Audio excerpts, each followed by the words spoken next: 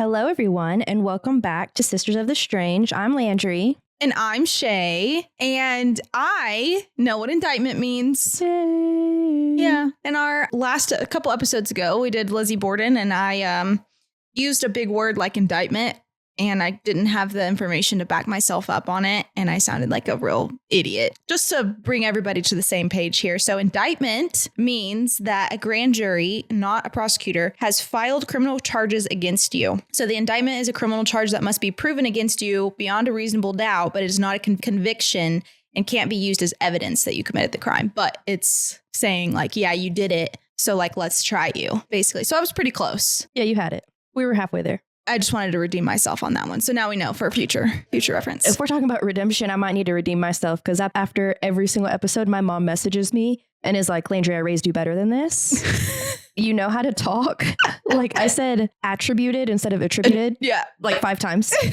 And then I kept saying, like, I think I said it last time we recorded, I say like vicinity instead or vicinity. Like I like really enunciate the words instead of just saying vicinity. Or I said like facility, whatever it was. Why were we enunciating doing that? So, and I think I just get caught up in reading my script. And so then I'm like reading it. I don't know, because that's not how I read it. It's the same thing as when everyone's reading books, you know? Yeah. And you haven't read A Court of Thorns and Roses, but I have. Mm-hmm. And there's a character and his name is spelt Rhysand. Rhysand. It's Reese. It's Rhysand. But all of us read it as Rhysand. Yeah. Like that's all. It's Rhysand. It's Reese. And there was another book I read and his name was Rhys and it was Reese. Okay. But I say Rice. But a bunch of people say that. There's like, it's everyone's on the same page, right? You're reading and you're like, oh, that works. Yeah. And then the author comes out and does like a interview and she's like, well, y'all are all wrong. And that's how I felt. And my mom messages me after every single episode. She had a side comment about me saying her eyes looked like the color of shit also. Sorry, Jeannie. Yeah, I think I need to tell everybody that my mom has the most beautiful shit colored eyes I've ever seen. Honestly, mine are way darker than hers. So, well, thanks for joining us in the redemption sidebar. Yeah, it's our redemption episode. All right, so let's get into some cold cases today. Landry's going to do one. I'm going to do one. And Landry's going to go first. Yeah, you ready for some potential witch murdering? Yes. It's very strange. I love it. Very, very, very strange situation here. Landry loves to bring in the whole, it's always got to have some kind of spook factor. Dude, I'm the paranormal girl. I love it. I love me some ghosties. And I love murder. Oh, it works. Mm-hmm. We're really doing well. Yeah. Okay, so let's learn about Mr. Charles Walton. He was an Englishman who lived in Lower Quinton in Warwickshire, England. He was born May 12th of 1870 and died February 14th in 1945, which is on Valentine's Day. I know, what a sad, I mean, I think he was single, so. Aww. At least his wife wasn't womp, distraught. Womp. Yeah, womp womp, for real. So Charles had adopted his niece Edie when she was 3 years old, but at the time of his death, she was 33. They actually still shared a home together, so she is part of this story and kind of helps line some things out about him. Charles was well liked in the village, although he was an unusual character. It is said that birds would flock to be fed from his hand, and he had the ability to tame wild dogs with his voice. Yeah, that's definitely unusual it reminds me of the girl out of Home Alone. Oh, yeah, the pigeon lady. Like, and they just come to her. Yeah, that's what it makes me think of. Here we go again with the pigeons. And we're back. And full circle once more. I'm telling you. Yeah. They work for the government. Dude, yes, psyops. We do a lot of full circle moments. Honestly, yesterday we were Snapchatting each other and that was like, we rounded back to something or we said the same word or we Snapchat each other. We hadn't Snapchatted all day, sent each other a message at the exact same time. Yes. And then only one of her things came in. So then I sent my portion of it back and I said some word and then I listened to her story and she said it too. And I don't even remember what it was. Balls to the wall. Balls to the wall. And I was like, who says that and why? But that's our brain cell just... And I was telling her that we were sharing our brain cell and I accidentally stabbed myself in the eye while I did it. So she had the brain cell at that point in time. Okay. So Charles was a real country man and knew many rural tales. However, it said some villagers thought he might have been involved with witchcraft because of his strange knowledge and abilities. So with that introduction underway, let's get to the day of the murder. So Edie, his niece that I previously mentioned, stated that on the morning of February 14th, 1945, Charles left their home with his walking stick, a pitchfork, and a slash hook. So for those of you who are image driven, like I am, a slash hook is basically, it's got two ends. One end of it is like a straight edge, so almost kind of like a knife or like a machete. And the other side of it is like a hooked shape cutting instrument. Okay. If you can imagine, almost, it's not necessarily a scythe. It's more. That's what I was picturing. Okay. It's more hooked than that, but it's basically a giant fish hook. Okay. So that's kind of brutal. It's a heavy, but it's because he worked menial tasks on a farm and he would hit, it would end up like, that's what they used to like cut bamboo and shit like that. It's like a machete basically, but it just curves. Okay. So anyhow, very descriptive. Anyhow, he left their home to head to work and was witnessed walking through the churchyard between 9 and 9:30 a.m. Walton was expected home by 4 p.m., but when his niece returned home from work at 6 p.m. and he wasn't home, she began to worry. She said he was like a creature of habit, and so he wouldn't have just gone to his friend's house or he wouldn't have gone to like the local pub. Yeah. Like he very much went to work, came home, same routine every day. Okay. So it really freaked her out, and so she went and grabbed their neighbor, Harry Beasley, and asked for his help. Together, they made their way to the Firs, which is where Walton was employed. Upon arrival to the Firs, Edie and Harry found the manager of the farm, and his name is Alfred Potter. They explained that they were looking for Charles, and earlier in that day, Potter stated that he had seen Charles working in a field, so he knew what direction to like kind of take them in. Yeah. So the three easily located Walton near a hedgerow where Potter had seen him. So he had been beaten with his own walking stick, had his neck cut open with his own slash hook, and the prongs of his pitchfork were driven into either side of his neck. Oh my God. Very brutal for a 75-year-old man. Yeah. Yeah. Jeez. When he was found, Edie was so overcome with grief that Beasley took her back down the hill while Potter stood guard over the scene until the police arrived. Okay. So the first policeman on scene was P.C. Lomancy, and he arrived at 7:05 p.m. And then the medical examiner, Professor James M. Webster, arrived at 11:30 p.m. His autopsy found that Walton's trachea had been cut and that he had bruising on his chest and several broken ribs. He also found defensive wounds on Walton. One was a cut to his left hand, and the others were bruises on the back of his right hand and forearm. So he did try and protect himself just as much as a 75-year-old man with a walking stick can. Defensive wounds make me so sad. Yeah, I'd rather just be surprised. Mm-hmm. Like, I'd rather just take me out, buddy. Because that's just, it's like suffering, like knowing, especially being like 75-year-old and knowing there's nothing you can do about this. Yeah, and he saw whoever it was that did this to him. It's just so painful. So Webster, the ME, stated that his wounds had been caused by two weapons, a stabbing weapon and a cutting weapon. So they presumed it was his own pitchfork and slash hook, which I kind of already previously stated, but they did decipher like it was these two instruments. Okay. Which is very unfortunate. Well, the pitchfork. Well, yes, because they were in his neck. Yeah. Yeah. So Walton had also been hit over the head with his own walking stick, which was found 3.5 yards away from his body with blood and hair adhering to it. So I guess he had his stick like on the ground and they picked it up and used it against him, or maybe he was trying to fight off with this stick and then whatever. Yeah. Either way, the person was able to get a hold of both of his weapons, basically all three of his weapons at this point, and do something about, what they wanted to do. So it was determined that Walton died between 1 and 2 p.m. So far the timeline is Charles left for work and was seen walking through the churchyard between 9 and 9:30 a.m. Charles generally takes lunch at 11 a.m. Charles was seen by Alfred Potter in the field around 12 p.m. Charles did not return home by 6 p.m. Charles' body was found by Alfred Potter, Edie Walton, and Harry Beasley between 6 and 7 p.m. The first police officer arrived on scene at 7:05 p.m. The medical examiner arrived at 11:30 p.m. and his body was removed from the field at 1:30 a.m. Okay. So now the investigation begins. 11 p.m. on that same February 14th day, Alfred Potter, which is the manager of the land, was the first to be questioned.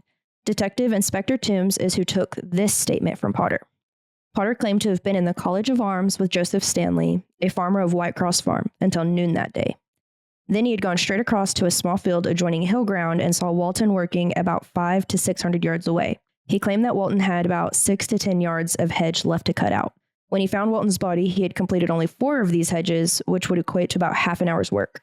Basically, that was Potter saying that Walton had been attacked between 12:30 and 1 p.m. Okay. Which then previously had been mentioned that he probably died between 1 and 2. Mm-hmm. And so that either leads me to believe that he was attacked and suffered and wasn't actually just completely dead. Yeah. Or just the story isn't adding up. Yeah. Anyhow, another investigator, the P.C. Lomancy that I previously mentioned, stated that Potter's behavior on that night of the murder did not appear to be one of an innocent man. Ooh. Yeah. Alfred. When he arrived at 7:05 p.m., he noted that Potter seemed very upset. He was shivering and complained of being cold, which LeMancy kind of found odd because Potter's supposed to be this farmer who tends to all of his animals, his crops at any time, especially animals. Yeah. You have to tend them any time of the day, any weather conditions, Yeah. like you are in charge of them. And so he found it really weird that he was complaining about being cold. He was not prepared. Yeah. He was like, this is really strange because you've probably worked in way worse weather. Yeah. So he also found it weird because rather than staying to help solve this case that happened on his land to his employee, as soon as the police showed up, he booked it out of there from being cold. He's like, gotta go. Yeah. So he just wanted to get away from there, basically. Okay. So on February 15th, which is the next day, the Deputy Chief Constable of Warwickshire sent a message to the Scotland Yard requesting their assistance. His message basically said, hey, we need your help. There's a deceased 75-year-old man. He was killed with a slash hook. His murderer was either a madman or one of the Italian prisoners that are at a camp nearby. So in his letter, he stated that the murder occurred between 1 and 2 p.m., which is, like I said earlier, the first case of Alfred's story, just like not really adding up. Yeah. And then on February 16th, the Chief Inspector Robert Fabian arrived to assist in the investigation. On February 17th, Potter was interviewed for a second time on this occasion by a different detective. Okay. Potter stated that he paid Walton 18 pence an hour and gave him his paycheck every fortnight, which is every 2 weeks for those who don't know, because I didn't know and I had to look that up. Shay knew. I did not. So. Yeah. Fortnite. Is that like, does the game have anything to do with 2 weeks at a time? No. Okay. I'm like, I don't know. I was that also either. very confused the first time I played that. Really? Fortnite? Yeah, because I thought that it would be about, I thought the timeline would be like 2 weeks. It has nothing to do with that. Not even a little bit. Confused me. The one time I played Fortnite, I sat in a bush the whole time. And I won, but it's because I sat in a bush the whole time. And outside of that, I've never played it. Oh my gosh. I'm very much a Guitar Hero girly. So love that for you. Yep. So there was some speculation that maybe he was having trouble paying Walton, and that was kind of maybe a motivation for him to murder him. That was just conjecture. Like it was never proven that he didn't pay him on time or anything like that. So that kind of goes out the window, but it is just something that I had to add in there so people can see just one of the other sides of the story. Yeah. So Potter also claimed that on the day of the murder, he had left the College of Arms and gone across a field to tend to a sheep and some calves. He approximated that when he reached the field, it was 12:20 p.m. And that was when he saw Walton working in a suit, which was out of the ordinary. So already, again, a different time. Weird. Yeah. Different story. Yeah. Different time already. Okay. So he said that he would have gone over to Walton and visited with him, but he had a heifer that was stuck in a ditch that needed attending to. He claimed he had gone straight home, arriving there at about 12:40, and then went to attend to the heifer. However, the heifer was found to have drowned in a doomsday ditch on February 13th and was not removed from the furs until 3:30 p.m. on February 14th, almost 3 hours after Potter claimed to have gone to attend to it. Alfred, your story not adding up. Yeah, little liar. On February 20th, PC LeMancy was at the furs where the murder took place and told Potter that the police were still hoping to find fingerprints from the murder weapons. Mm-hmm. At this statement, Potter told him that he had touched the handle of the slash hook and possibly even the pitchfork when he first came across the body. He stated he had already shared this information with the police, which there's no record of that. And the reason he touched the murder instruments was because Harry Beasley, which is the neighbor that came to help Edie, had told him to check that Walton was for sure dead. Harry Beasley later denied making this statement. And then when fingerprints were taken, none were found. So Alfred threw himself under the bus for no reason. I literally have that on my script. No reason in all caps, because quite literally for no reason. He was trying to cover his ass. Yeah. But what would you do if you found someone dead? Not touch the murder weapons. I'm you touching the instruments? You gonna check their body? You gonna look at their face and be like, oh, they're really white? No, we're gonna just touch their freaking carotid artery and call it good. Don't touch the murder weapon. No. Let me see if I can feel his pulse up here on the handle of the pitchfork. Yeah. Goodbye. Yeah. The vibration's really getting to me. God. That's crazy. Yeah. So anyways, no fingerprints were found, but he really threw himself under the bus for that one. Nothing really came for of no it, reason. Though. Yeah. Again. So, okay. All right. So we lying for no reason. Yeah. But then after this, Potter displayed annoyance because now he was like, I'm going to be a suspect. Yeah. You've been a suspect. You've been questioned 3 times. Yeah. You were a suspect after the first. You're in it, buddy. Yeah. So Potter told LeMancy, which is that same detective, that the murder was clearly the work of a fascist from the camp, which coincidentally, quote unquote, shortly after a military man came to Potter's home and told Mr. Potter that the military police caught an Italian with a suit on, which, if you remember, that was what Walton was wearing, working on the day of his death. And so they apprehended this Italian man. Mm-hmm. And At this proclamation, Potter affected great glee and his wife became almost hysterical with delight. They're like, yes. Yeah. See, but my thing is, I'm like, did that really happen or is Potter making this up? Like, you know, so on February 13th, Potter changed up his story and told Fabian, which is a different detective, that he visited the field where he could see Walton working. He went home and read his paper for 5 minutes and then went to help a worker to pulp some mangolds. That was like his third story that just isn't a thing. So this account was confirmed by his wife, who stated he arrived home around 12:30 p.m., then read the paper for a few minutes and left the house by 12:40 p.m. His worker confirmed that Potter came to help him at 12:40 p.m. and remembers that they both saw the church clock when it read 1 p.m. Okay. So he has two people kind of standing up for him on that one. Yeah. Which is nicer than the heifer situation that was a day late. So the last story is probably the most true. Yeah. Okay. So Fabian really did not trust Potter just because of his inconsistencies. Yeah, of course. So Potter variously stated when he had seen Walton working in the distance, it was 12:10 p.m., 12:15 p.m., and 12:20 p.m. Ultimately, at the very end of all of it, he told the investigators that he'd seen, quote unquote, someone standing stationary in the field at 12:30 p.m. Okay. So it was no longer for sure Charles, but it was someone. Someone was there. Unquote. Yeah. Okay. Okay, so yeah, how I already mentioned the suit jacket that he was found, you know, to be working in. And Walton was like, it was weird because he didn't normally dress like that. And so that's what he was wearing on the day of his death, which is also just kind of like a weird, don't know why. I want to know why he was wearing a suit, but it's not really ever come to. But Fabian also noted that Potter stated he saw Walton working in a suit, but then also claimed he saw him only working in a t-shirt. But when Walton's body was found, he was wearing his jacket again. So Fabian thought that might be kind of strange because if you're working, you're not going to put your jacket back on. Yeah. Unless you're like planning to leave soon. And the other thing that is weird to me is that story that I previously mentioned where they had found the Italian prisoner or whatever. In the suit. But he was wearing his jacket. Yeah, that's why I'm like, did Potter make that up? Yeah, he definitely did. Did he make it up to like add this extra side of things to the story? Yeah. So just weird shit going on over here. It is also important to note the detective, who was a fluent Italian speaker, did interview the Italian prisoners of war. Prisoners were apparently able to roam the area at will. And although there was a schedule for work and free days, no records were ever kept of their movements. It was said that on the afternoon of the murder, some prisoners had gone into Stratford to see a play while others visited the cinema. But it doesn't seem that any of the prisoners were ever like truly suspected of killing Walton. Yeah, I don't think so. Yeah, because like I said, they were just prisoners of war. So another thing that is kind of important is statements were taken from over 500 residents, some as young as 11 years old. So they did really investigate as many avenues as possible. They investigated this Alfred guy. They investigated the prisoners of war, looked into 500 people, and eventually Fabian and Webb, the investigators, returned to London after their investigation led to no avail. So after Fabian and Webb returned to London, the police, who had relieved Lemancy on that very first night of the initial investigation, reported that Potter had returned to Hillground soon after the first light on February 15th. So like as soon as the sun was coming up, Potter, the sketchy ass guy, went back to the crime scene. Alfred. But they didn't know that until they had already been done with the investigation. They went back to London, and then the cop called them or rang whatever and was like, hey, guess what?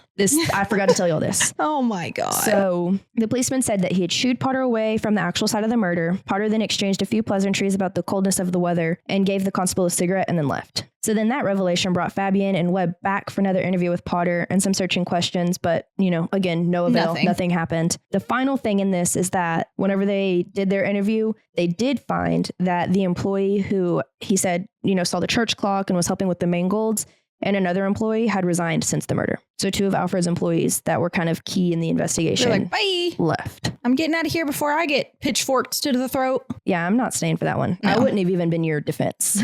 Like saying that you were with me in mangolds in a church. Unless you said, I'm going to pitchfork you if you don't. Yeah. So Fabian believed that they just had realized the nature of the man they were working for. So the final kind of part of the investigation here, or final leg of the investigation after they've interviewed war prisoners, 500 people, Alfred, like after they've done all this, they say, all right, look, it's time to look into witchcraft. Oh. So witchcraft was investigated as a possible connection to the crime because apparently there's different variations of this. Okay. The corpse had a cross carved into its chest. Oh. And pitchforks had been used in previous murders of witches. Yes. So they were like, okay, we need to take this avenue. As previously mentioned, it was said that the old man was gifted with a unique ability to communicate with animals, which also adds in that witchy factor. As a young man, Walton was alleged to have been an accomplished horse whisperer, and he could apparently also speak with birds. According to one witness account, Walton had been seen on many occasions imitating the songs of the nightingale and chirping to other species of bird. He openly professed to be conversant with his feathered friends, for they seemed to obey his request to refrain from eating the seeds sown in the fields of his little plot. Oh, okay. One of the detectives found a book in 1929 that included a story of how in 1885, a young plowboy named Charles Walton had met a phantom black dog on his way home from work on several nights in a row.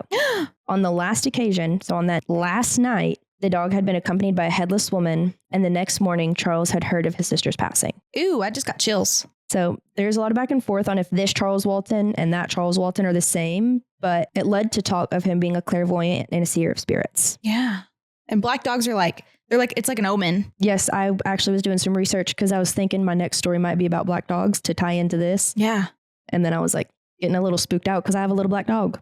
You know what that reminds me of? Harry Potter. I always relate everything back to Harry Potter because I'm a weirdo and a nerd. But whenever you mention that black dog, the only thing I can think of is like that scene where the bus driver's like, that's Sirius Black, that is. Oh. And then it's like, well, because Harry's like being followed around with this black dog and he doesn't know. I've only seen like the first two Harry Potter. Oh my God. Okay. Anyway. I know. I need to watch them now this Christmas time. They kind of give me Christmas vibes, you know? Maybe me and you can have a Harry Potter. Why can I never talk? I do this every time. We can have like a little Harry Potter watch-a-thon together. I love it. Yeah. We'll just have to do it when everyone's gone. Yep. When all of our people, we have got like 12 people we have to count for before we can just take time to ourselves. But, amen. So that kind of seeing the dog and everything led to people around him thinking he might be clairvoyant and a seer of spirits.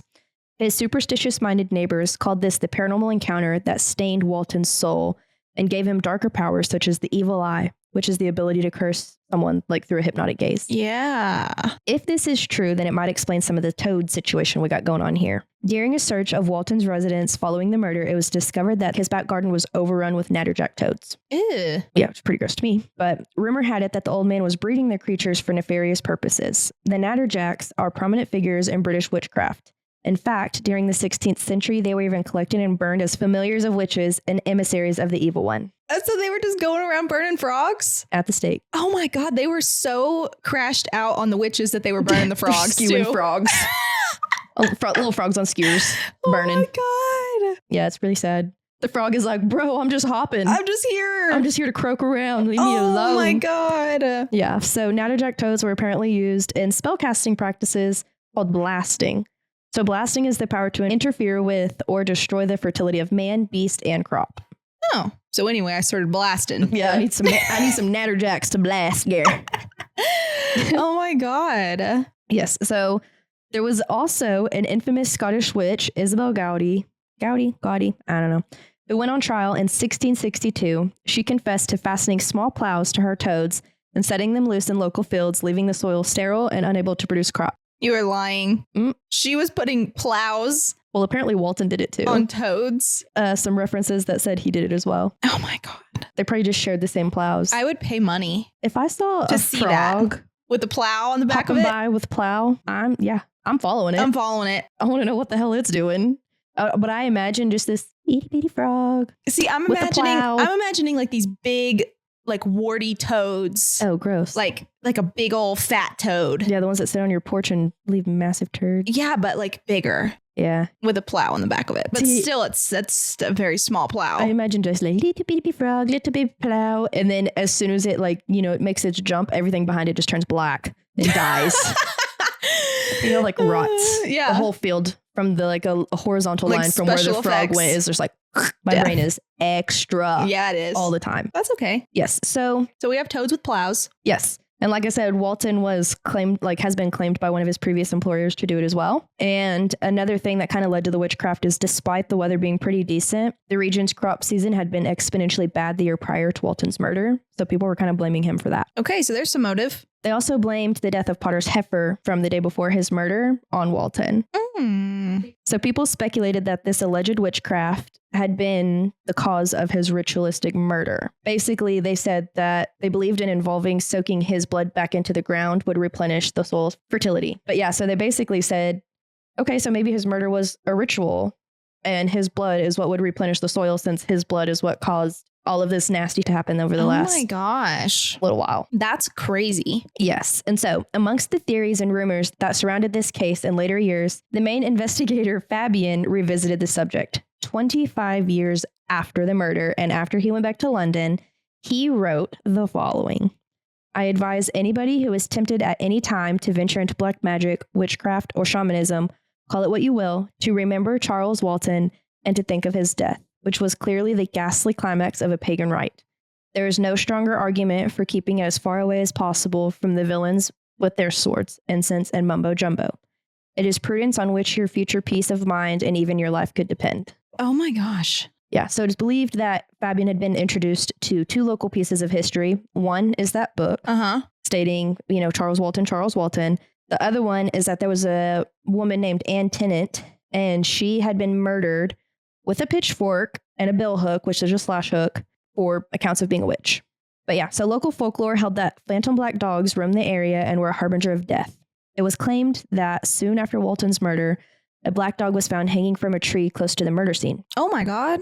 Fabian wrote that he encountered a black dog while walking at dusk on Meon Hill, which is the site of the murder scene. Yeah. The story he related was the dog ran past him, and shortly afterwards, he met a local boy walking in the same direction. He asked the boy if he was looking for his dog, but when Fabian mentioned the animal's color, the boy turned a deathly pale and fled in the opposite direction. He's like, nope, not my dog. Yeah, so those were all kind of the little omens and bad things and few things that Fabian came across that during the investigation now think. Clearly, with 25 years later, he came back and was like, oh, it's witchcraft, by the way. Yeah.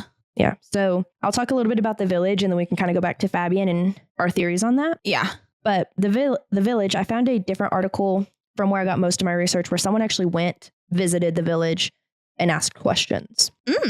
So all of this article, I might talk in like a different point of view, and it's because I'm reading basically from their article. So they stated the events on Valentine's Day are still fresh in the minds of the villagers, and that the strangest thing was that everyone they spoke to was expecting to be asked questions. Wait, pause. How long after the... Truthfully, I am not sure. Okay, but it's not been like... I'm not sure. I could go back and look at when the article was written, but I did not put in here when the article was written. Okay, that's okay. I have like the link to it, so I can go check. Okay. But this article claimed that they talked to many different people and that everyone said the same thing. Basically, they all said, we can't talk about it, and anyone who was here at that time of the murder is dead and gone now. Oh. Yeah, so here's a few people who basically said that. The landlord of the College of Arms, Tony Smith, said he could tell nothing. He said, I can't talk to you about that. After 17 years of running this place, I know there are some things we just don't talk about. Talking about it would upset people, and there's no reason in alienating people in a small village like this. He added, there are no relatives of Charles Walton left in the village, and people that might have been here and known what happened are all dead and gone. Mr. Smith admitted that the community was tight-lipped, describing it as watertight. Talking in a guarded and hypothetical way, he said, in cases like this, there's always someone that knows something.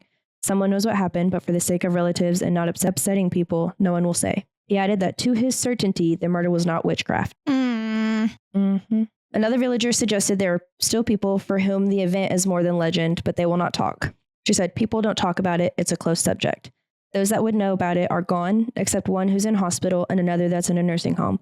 All the others have gone or passed away. A woman who ran the village post office for 35 years was even less inclined to talk, insisting the event was before her time.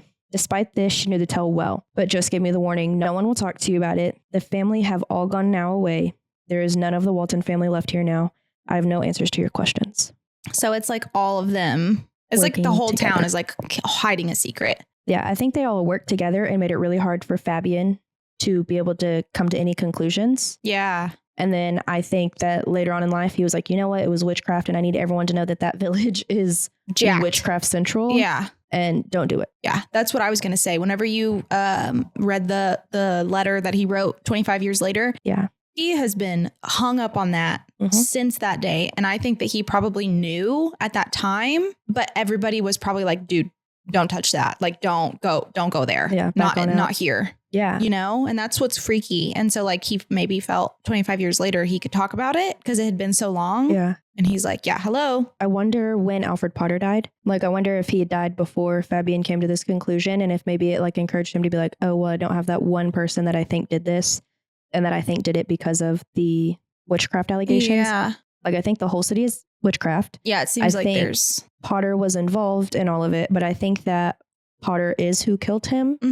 But I think he did it out of, like it says, a ritualistic rite. Yeah, and that's why they couldn't pin it on him based on the information that they had, because it was... They couldn't talk about... How are you going to pin... How do you pin witchcraft on somebody? Yeah, and how do you say, hey, by the way, I really think this murder happened of witchcraft, and I'm going to blame this guy because it was a witchcraft motive? You have to have evidence. You have to have physical evidence. And that's going back to like Salem witch trial stuff. Like, you can't just point your finger at somebody and say, oh, well, it's witchcraft. Like, they'd already been through all of that. Yeah. And so I think he was treading very lightly. Yeah. Yeah. But I do think it was Potter, and I think it was some witchcraft. And I think that's why his stories never lined up either, is because... Yeah, there's got to be like a coven of witches in that Worcestershire town. Wash your ass in the shower. Wash your sister sauce. Yeah, wash your ass in the shower sauce.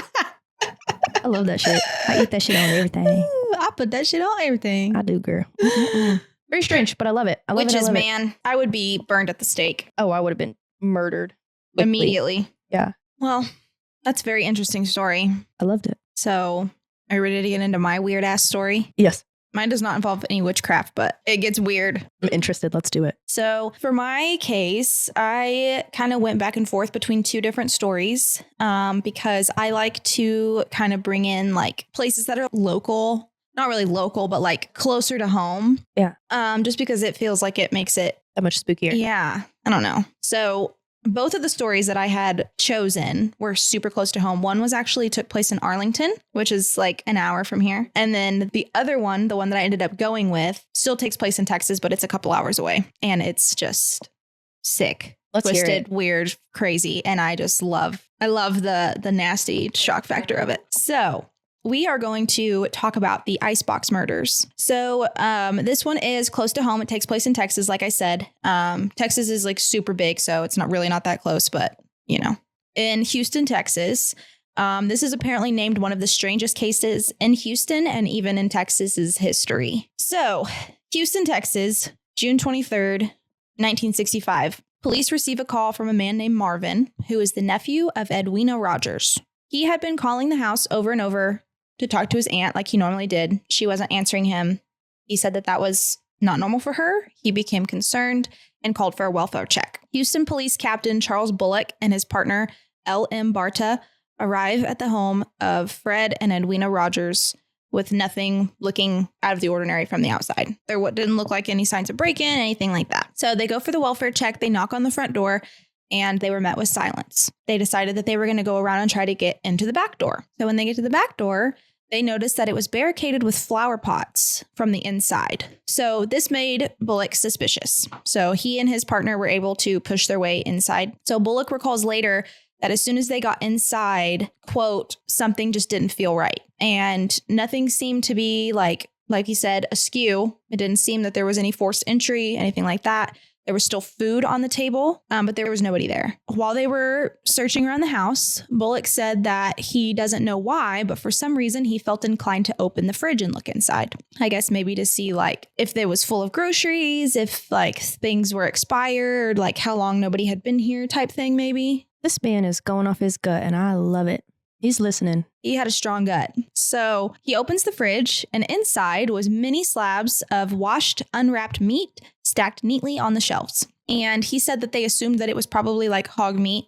Didn't think anything out of the ordinary because we're in Texas and people do that. So he thought that there was all of this like animal meat in the fridge. So didn't think it was weird. Goes to close the door, kind of glances down and sees 2 decapitated human heads in the vegetable drawer. Could you imagine? No. I would lose it. Me laughing my ass off. I'm like, oh my God, could you imagine that? I would lose it. Also, when I imagine this clean meat, I just imagine like, you know, the skewers at like Texas de Brazil. Yeah. They come out with the giant thing of meat and they just cut off of it. Yeah. I imagine that, but in bologna form. Just sitting in the fridge. Gross. Bologna. Yeah. That's like exactly what I'm imagining. So obviously the heads were Fred and Edwina Rogers. And the quote unquote hog meat was actually their legs and their torsos. I'd rather be bologna. Edwina had been, after, further investigation into the murders, they found out that Edwina had been beaten and shot in the head at close range, execution style. And Fred was bludgeoned with a hammer and his eyes had been gouged out. So not only was his head in the vegetable drawer, there weren't no eyeballs in it. How disgusting. So both of their bodies had been dismembered in the bathroom. And everything was very clean. There was no blood found in the bathroom and it was all cleaned up, wiped up. And their organs and insides had been flushed down the toilet. And investigators found Fred's genitals and some of their organs in the sewers outside the house. And that's how they came to the conclusion that the stuff had been flushed. And then some of the body parts were never found, like arms, feet, hands. That is Very disturbing. So they come to the conclusion that the couple was killed on June 20th, which is Father's Day, based on forensics. And I mean, it's just gruesome. Yeah. Very gruesome crime. Very personal seeming. Execution in a hammer is personal. Mm-hmm. Cutting off your father's genitals. Yeah, that's very personal. That's some weird childhood stuff going on there. Yeah. Maybe. So this is a cold case, mind you, but to me, it seems very personal. So like I was thinking this early on in my research, like they have to know who their killer was. Yeah. Right? It was just execution style. Yes. So very early in the case, there was only one suspect, and that was the couple's 42-year-old son, Charles Rogers. So we both have a Charles, and that's weird. What are also the odds? Yours was called in by her nephew, and mine lived with his niece. The niece. I'm like, I love that I am connected. I am the aunt to my niece and nephew, and they love me more than anything on the planet. Well, not more than anything. They love their parents, but I love them more than a lot of things on the planet. And I'm like, if I'm ever murdered and found, it's totally going to be one of them. That's like, it's going to be Ella. She's like, Aunt Land's missing, guys. She's going to be the one that knows. Shout out Ella. I love her. She's listening. She's been listening. I told her not to listen to sleep paralysis. Good. That was a good protective aunt. But she can listen to the rest. For the most part, none of the dark stuff. Well, welcome back, Ella. I'm glad you're here. Love you, Boogie. So he was the only one suspected very early in the case.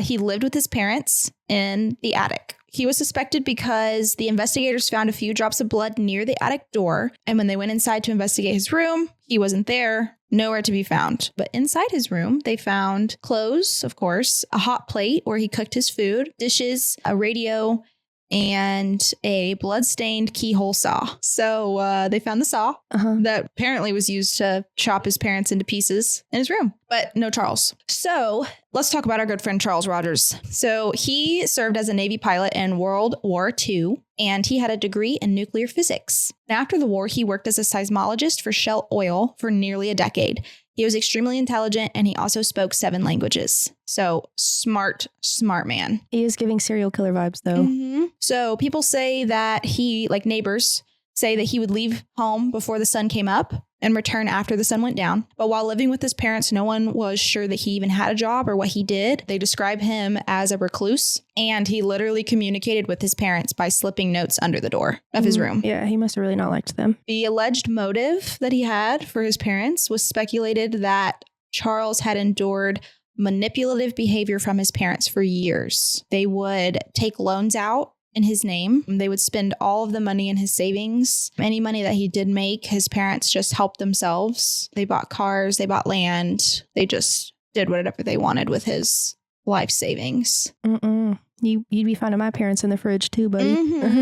I mean, I don't know why he was living with his parents at 42 years old when he had such a his shit successful together. Life. It sounds like he's probably one of those people that's almost too smart for society. Maybe. So his parents were manipulative. They were spending all his money. And so that was a probable motive. Yeah. The FBI and the police searched nationwide for this man, and they never found him. They couldn't find him anywhere. So that's why, I mean, it's technically still a cold case because they're pretty sure that he did it. Yeah. And they even checked airfields because he had learned how to fly while he was serving in the Navy. But he was eventually declared dead in 1975 by a judge so that his estate could be probated, because that was 10 years later. This is where it gets really weird with this case. Like, you think that is like, oh yeah, it's a super gruesome murder, but it gets even weirder. I don't even know how to easily segue into this, but there's theory that Charles Rogers was involved in the plot to kill John F. Kennedy. Casual.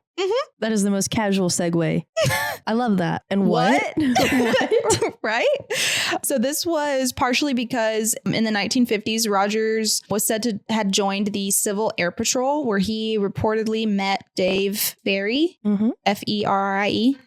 Hello? What was that? Did that just come from? What was that? Is your phone listening to us? Is it recording us? No. What the living shitfire? Mine's here. That was me. Yeah, I know. I heard it repeat itself. Something just mimicked me right here between us. Ew. It is middle of the day. There's not a mimic in here. Dude, if something made another noise, but what in the actual hell just happened? I'm looking around it's not, my iPad's dead. It won't even turn on. That sounded like right here. Sounded like it was in my lap, but it wasn't this. Nothing changed. Anyway, so back to Charles. So anyway, apparently he joins the Civil Air Patrol, where he knows this man named David Ferrie, who is an alleged conspirator in the assassination of John F. Kennedy.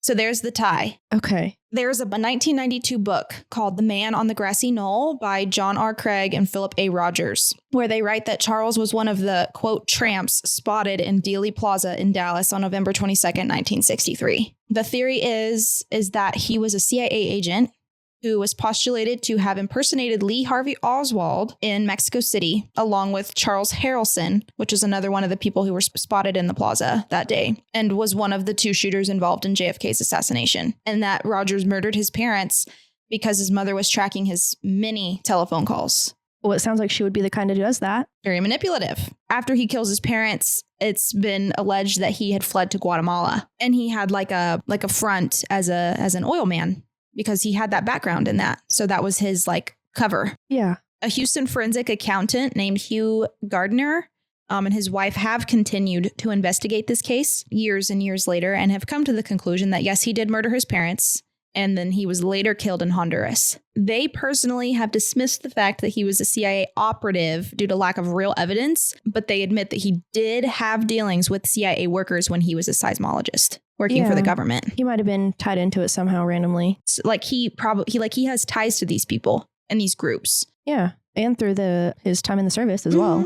Yeah, potentially. So even though all of this is like unproven with like real evidence, every bit of research that I did on this case mentions this connection. And it was just like too much for me to not talk about. Yeah. And there's a lot of information on this and speculation and conspiracy that I could probably talk about forever on this. I just did like the basic pieces that I found, but I'll add some of the links to the show notes so that if somebody wants to dive down deep, please do. Yeah, some Alice in Wonderland rabbit hole.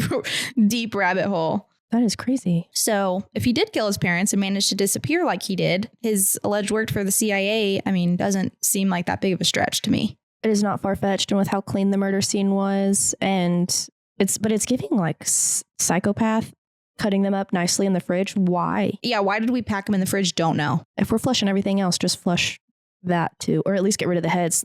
And let people just think the meat's meat, bro. Yeah. Yeah, there is a little bit of like psychopath in it. Yeah. See, but when I see like, and I think CIA, I think of like very clean, neat people. And the murder scene, the bathroom you said was extremely, extremely clean. Like you knew that it happened in there, but you couldn't really tell that it happened in there. Yeah. And that's where I'm like, okay, I could see CIA because that's like leads to him being a very clean person. And not leaving any clues behind. Yeah. Well, he left the saw in his room. I thought this was absolutely nuts. I knew about the Icebox murders. I have heard the Icebox murders before, and I knew the basic facts. But when I started researching for this episode, I was like, oh, no way. I'd never heard of it. Yeah. So there's a rabbit hole there, and I encourage you all to go down it. I love how both of our murders are like conspiracy rabbit hole. Like there's two options. It's not just either that they just killed him, or there's like some weird random shit that's going on over in this corner too. It's not just like murder. We never will give you anything straightforward, I don't think. No, definitely not. Definitely not. I love a good cliffhanger. I love conspiracy. We're probably going to cover a lot of conspiracy. Conspiracy theorists chime in. I love conspiracy theories. I do too. I'm like, I deep dive into. I deep dive into like the Titanic and all of that. I'm working on a case right now that we're going to be doing soon. I'm not going to say what it is, but I am deep. It's probably going to be 2 parts. So to finish out this episode, if you're still here and enjoyed everything today, wherever you are listening, leave a review, a like, a comment, all the good things so more people can find us. We also have our account set up on YouTube, Spotify, Facebook, TikTok, and Instagram. Give us a follow. Our username is Sisters of the Strange Podcast. If you cannot locate it, I will have our account information in the show notes. Also, if you have any personal stories that you would like to share and have read, email them to sistersofthestrangepodcast@gmail.com.